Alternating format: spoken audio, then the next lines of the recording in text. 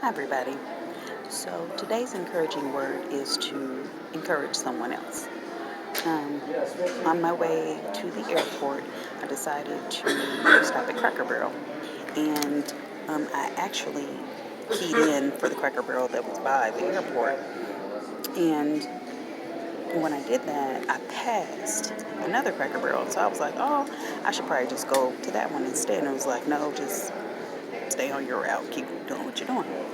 And so I get there, and the young man um, who is my server, my first initial thought of him was, oh, he's brand new. And so he was young, Caucasian male, very handsome, boyish face. And I thought, oh, cute little thing. And so he took my order, he came back with my water, and then the next time he came to my table, I asked him, how are you doing? And he said, oh, not too good. I was in a car accident yesterday. I'm like, say, what? Why are you here? He said, oh, well, my boss wouldn't let me leave. And the story went on and on. And so I said, oh, well, there's only one of you. So you got to do what you got to do. Take care of you. Did you go to the doctor? He began to explain he hadn't gone to the doctor. He began to explain that he is from a military family, and his father and his grandfather had been in the Vietnam War. His father had been a Marine for 27 years, and he had just signed up to be in the Marines as well. And then he began to go into this conversation about how his father was abusive and mean and didn't value his opinion, and no matter what he said, his father's choice had to be his choice.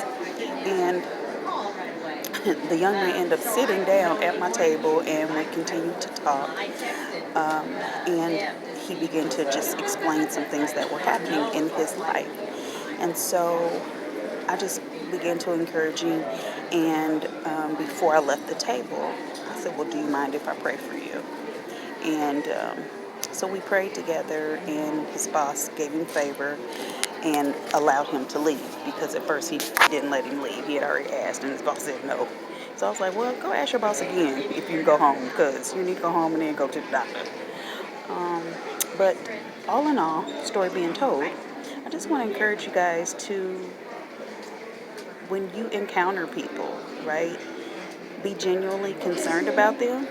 And when we ask, how are you? A lot of times we get those fake answers. Oh, girl, I'm fine. But when somebody doesn't give you the fake, oh, I'm fine, make sure we respond in kind to whatever God is telling us. Because as soon as he was like, oh, well, I'm not doing too well, and I just started saying, okay, Lord, well, what do you want me to say to him? What do you want me to do here?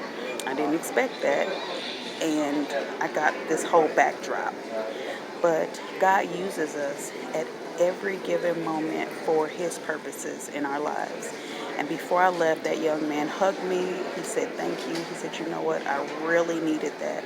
And I don't know if he has people in his corner or not at home, but I know that sometimes God uses other people besides your family to give you what you need.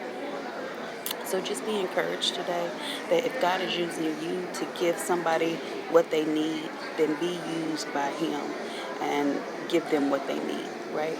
I love you today. Be strong in the Lord and in the power of his might. Thank you.